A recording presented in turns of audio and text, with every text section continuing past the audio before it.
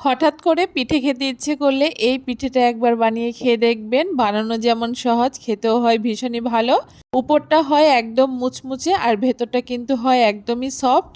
খুব সহজেই কিন্তু এই পিঠেটা আপনারা ঘরে তৈরি করে নিতে পারবেন। কিভাবে তৈরি করেছি দারুণ স্বাদের এই ভাজাপুলি পিঠেটা, আজকে সেই রেসিপি আপনাদের সাথে শেয়ার করব। নমস্কার বন্ধুরা, মন কিচেনে আপনাদের সবাইকে স্বাগত। আশা করি আপনারা সবাই খুব ভালো আছেন। ভাজাপুলি পিঠে তৈরি করার জন্য এখানে আমি প্রথমে একটা বাটি মেপে 2 বাটি আটা দিয়ে দিচ্ছি। এখানে আমি আটা দিয়ে এই পিঠেটা তৈরি করছি, তবে আপনারা চাইলে কিন্তু ময়দাও ব্যবহার করতে পারেন। এখন আটার মধ্যে 2 চামচ ঘি দিয়ে দিচ্ছি। আমি এখানে ঘি ব্যবহার করেছি, আপনারা চাইলে সাদা তেলও ব্যবহার করতে পারেন। খুব ভালো করে একটুখানি হাত দিয়ে ডলে ডলে ময়ান দিয়ে নিচ্ছি। ময়ানটাকে দিয়ে নিয়ে অল্প অল্প জল দিয়ে একটা ডো তৈরি করে নিয়েছি। এই ডোটা কিন্তু খুব বেশি নরমও করা যাবে না, আবার খুব বেশি শক্তও হবে না। ডোটাকে এখন ঢাকা দিয়ে রেখে দিচ্ছি। এইদিকে একটা চপারের মধ্যে আমি 1 মুঠো কাজু বাদাম দিয়ে কাজু বাদামটাকে খুব ভালো করে গুঁড়ো করে নিয়েছি। একদম মিহি গুঁড়ো করা যাবে না, একটু দানা দানা মতো রেখে কাজু বাদামগুলোকে গুঁড়ো করে নিতে হবে। এখন উনানে কড়াই বসিয়ে দিয়ে কড়াইতে বেশ কিছুটা ঘি দিয়ে এখন ঘিয়ের মধ্যে কাজু বাদামগুলোকে দিয়ে হালকা লাল করে ভেজে নেব কাজু বাদামটাকে। কাজু বাদামটা হালকা লাল করে ভেজে নেওয়ার পরে এখানে আমি হাফ বাটি মতো সুজি দিয়ে দিচ্ছি। এখন সুজিটাকেও আমি ঘি আর কাজু বাদামের সাথে হালকা করে একটুখানি ভেজে নিচ্ছি। এই সময় কিন্তু উনানের আঁচটাকে একদম লোতে রাখতে হবে। সুজিটা হালকা ভাজা হয়ে গেলে এখন 1 বাটি মতো কুড়োনো নারকেল কুড়া দিয়ে দিচ্ছি। আপনারা চাইলে কিন্তু বাজার থেকে কিনে আনা শুকনো নারকেল কুড়োও ব্যবহার করতে পারেন। এখন নারকেলটাকে দিয়েও হালকা করে একটুখানি ভেজে নিচ্ছি।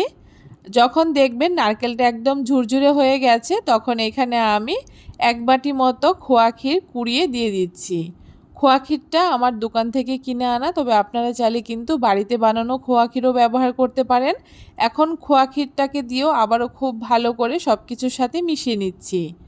সব কিছুর সাথে মিশিয়ে নেওয়ার পরে যখন এরকম ঝুরঝুরে একটা পুর তৈরি হবে, তখন কিন্তু পুরটাকে আমরা নামিয়ে নেব। এই সময় কিন্তু আমরা এখানে কোনো রকম চিনি ব্যবহার করিনি। উনান থেকে নামিয়ে নেওয়ার পরে পুরটা যখন ঠান্ডা হয়ে গেছে, তখন এখানে আমি হাফ বাটি মতো গুঁড়ো চিনি ব্যবহার করেছি আর কয়েকটা এলাচ গুঁড়ো করে এলাচের গুঁড়ো ব্যবহার করে এখন সব কিছু হাত দিয়ে একসাথে মিশিয়ে নেব। চিনিটা আগে ব্যবহার করলে কিন্তু চিনি থেকে জল ছেড়ে দেবে আর তখন এই পুরটা কিন্তু নরম হয়ে যাবে। এই পিঠেটা তৈরি করার জন্য পুরটাকে আমাদের এরকম ঝুরঝুরে করেই তৈরি করে নিতে হবে। পুরটা রেডি হয়ে গেছে আর এদিকে কিন্তু আটাটাও আমার খুব সুন্দর নরম হয়ে গেছে। আটা থেকে ছোট ছোট লেচি কেটে নিয়েছি। এখন এক একটা করে লেচি নিয়ে আমি খুব ভালো করে বেলে নিচ্ছি। খুব বেশি পাতলাও না, আবার খুব বেশি মোটাও না, ঠিক সেই রকম করে আমি লেচিগুলোকে বেলে নিচ্ছি। আর পিঠেগুলো যাতে সবগুলো একই রকম হয়, তার জন্য আমি একটা বাটির সাহায্যে লেচিটাকে গোল করে কেটে নিয়েছি। আর এখন লেচিটাকে হাতে নিয়ে মাঝখানে আমি পুরটাকে দিয়ে সাইড দিয়ে একটুখানি জল লাগিয়ে দিচ্ছি। এতে কিন্তু খুব সুন্দর চারপাশটা আটকে থাকবে। খুব ভালো করে মুখটাকে এভাবে করে চেপে চেপে আটকে দিচ্ছি আর তারপরে খুব সুন্দর করে এভাবে করে পুলি পিঠের মতো আমি ডিজাইন করে নিচ্ছি। তবে আপনারা চাইলে আপনাদের পছন্দ অনুযায়ী যে কোনো ডিজাইন দিয়ে এই পিঠেগুলোকে তৈরি করে নিতে পারেন।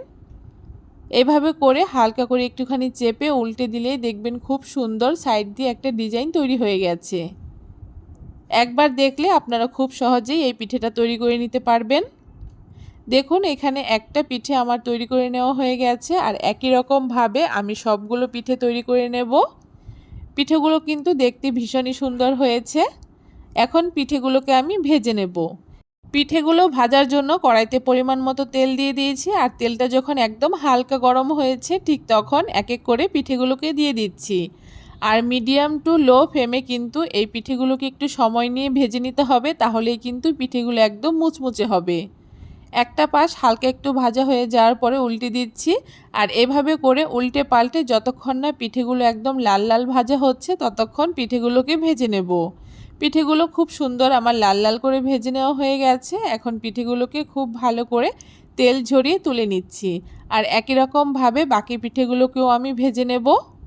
একটা পিঠে আমি আপনাদেরকে ভেঙে দেখাচ্ছি পিঠেগুলো কত সুন্দর হয়েছে। আপনারা কিন্তু চাইলে এই পিঠেগুলোকে চিনির শিরাতে ডুবিয়ে নিতে পারেন, সেক্ষেত্রেও কিন্তু এই পিঠেগুলো খেতে ভীষণ ভালো লাগে। কেমন লাগলো আজকে খুব সহজ দারুণ স্বাদের এই মুচমুচে পিঠের রেসিপি অবশ্যই কমেন্ট করে জানাতে ভুলবেন না। ভিডিওটা যদি ভালো লেগে থাকে অবশ্যই সবার সাথে শেয়ার করে আমার চ্যানেলটাকে সাবস্ক্রাইব করে দিয়ে আমার চ্যানেলের পাশে থাকবেন।